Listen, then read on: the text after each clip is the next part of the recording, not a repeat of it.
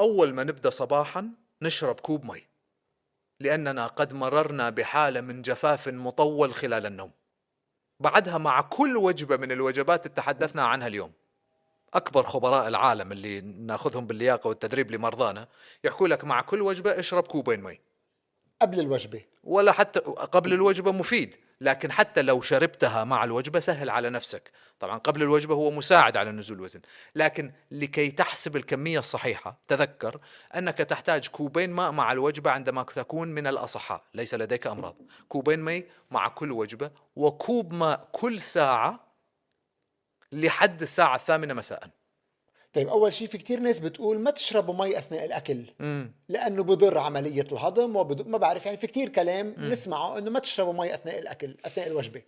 البحوث العلمية أوضحت أن شرب ما يعادل كوب أو كوبين من الماء لن يحدث تغييرات واضحة في حمض المعدة تؤثر بشكل واضح على الهضم. أما إذا أجينا شربنا لترين مي مع الوجبة، إيه طبعا راح يصير عندنا انتفاخ، وراح يصير عندنا سوء هضم، وراح يصير عندنا حتى هبوط في الصوديوم، وهي مشكلة. طيب عم بتقول نوقف نشرب مي الساعة 8 مساء. أو 4 ساعات قبل النوم. أوكي، يعني أكيد 8 إذا لنا 12. ليش لازم أوقف أشرب مي 4 ساعات قبل النوم؟ لأن ما أريدك تنام بالحمام، هذا أول سبب.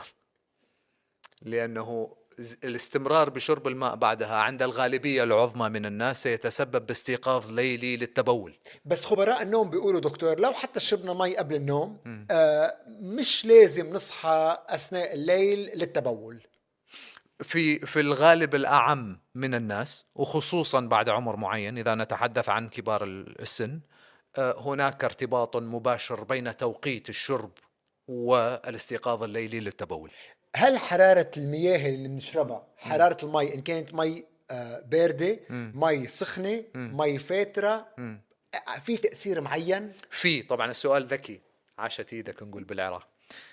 الماء عندما يكون باردا جدا لاحظنا في دراسات معينة أنه قد يسبب صدمة للمعدة، وقد يسبب هبوطا في قدرة المعدة على الهضم والحركة. فالنصيحة دوما هو أنه نحاول أن نشرب ماء يكون أقل ب5 أو 10 درجات من درجة حرارة الغرفة مثلا، ولا يكون باردا جدا إن أمكن. هذا سيكون أقل ضررا على حركة المعدة.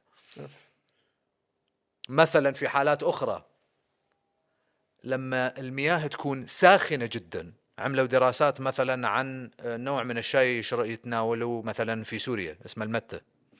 حرارة المياه وزيادة حرارة المياه بشكل هائل قد زاد من خطر سرطانات معينة في المرء.